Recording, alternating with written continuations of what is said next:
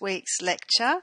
This week we're going to explore the musical, have a look at genre, and we're also going to have a little bit of an in-depth look at a classical Hollywood movie called Singing in the Rain. We're going to be exploring a little bit about the genre, the concept of genre, and how important that is, particularly for the classical Hollywood system. And we'll think about what are some of the features of classical Hollywood. It's important that we do know what those features are, because in the exam you will be required to compare them with other film movements. And as I said, we'll be looking at one of the greatest musicals of all time, Singing in the Rain. Okay, so we've already looked a little bit about codes and conventions, and we know that there is a language embedded within the visual image, and in cinema in particular, and we learn to read those codes, and as we read them and they become familiar with us, they become a convention, and when that convention is repeated and repeated and repeated, it becomes a genre. So we're quite sophisticated viewers now, and cinema has been around our lives forever, it seems, and so we are able to very easily recognize the genre of a movie. So we know when it's a horror, we know when it's a musical, we know when it's a rom-com. How do we do this? Through experience, exposure, and expectation. So the more we see something and the more that happens, the more we expect it to happen again, and that builds up an expectation. So those genres are the result of those expectations, and remember that those expectations are built through the language of codes and conventions. When we watch a film, we notice a storyline, and we notice the characters, we notice how things happen to those characters, and we also are reading and exploring the language around it, the production elements around that experience, such as mise-en-scène, setting, acting, sound, camera work, editing and lighting. And we've already looked in the previous lectures in detail about how these elements work. So genre is a weird beast, that it is built on expectations, it is built on experience, and we get disappointed often if the genre is not what we think it will be. But they are ever changing and ever growing and ever morphing. So there's a big list of what could possibly be a genre. So we've got here words such as horror, film noir, documentary, fantasy, science, and so on. There are so many different ones. These days, more and more, one movie will have several different genres within it. Back in the classical Hollywood days and even earlier, those genres were just establishing themselves.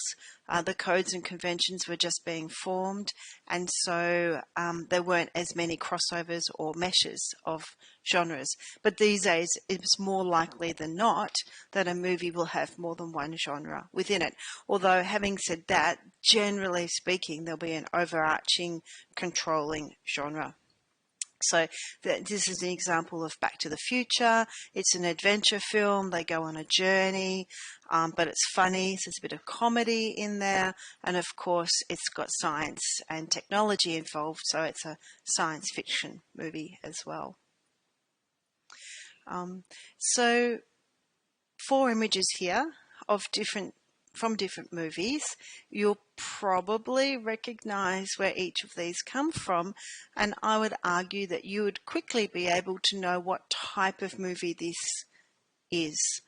And we're skilled at reading these messages, and so we look at it and we go, okay, so that's a superhero movie. I don't like superhero movies, so I won't watch it. But I'm sure that we were able to go, oh yeah, horror, you can probably name the movie as well. Romance, or often romance is mixed with comedy because there's a bit light-hearted, and we call that a rom-com. Science fiction, because it's all a bit creepy and weird and there's technology involved. And of course, a superhero one. There's very specific codes in each of those that tell us the lighting, the costume, the setting, the camera angles. Yeah, and I'm sure that now that you've got your knowledge of camera angles, shot sizes, and of codes and conventions, you can have fun thinking what it is in these images that tell us which genre they are. So genres are important for classical Hollywood because, as I said, classical Hollywood is really the foundation of the Hollywood movie industry, and it really built all of the standards, it built all of the genres, it built all of the expectations that we have now in movies.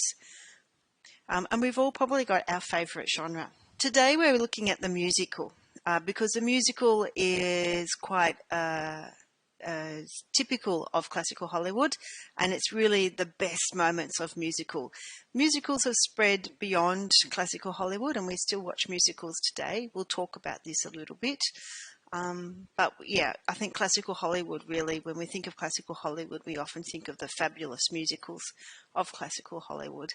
And the quote at the top of this slide is quite nice. It says, "No genre is so uplifting, so life-affirming and positive as a musical." Yeah. So we mentioned the jazz singer when we last week when we were talking about how sound comes into the image, and it was an important movie because of that. It's also a musical because there's singing in it. So it's also one of the oldest musicals as well. So musicals, of course, have to have singing. They have to have dancing. The singing and dancing is done by the characters in the movie. This is what makes it a musical. It's not just music played outside as a background music or as a theme music. It's actually part of the narrative. Often the singing and dancing is used to push the narrative along or move the narrative along. Sometimes the singing and dancing is used to express a powerful emotion or a powerful moment within that narrative. Of course, Indian cinema, Bollywood cinema is absolutely synonymous with musicals, and the function of the singing and dancing is the same in those movies as well. The second point here, unlike other films where the music is for the audience, in musicals the characters hear the music.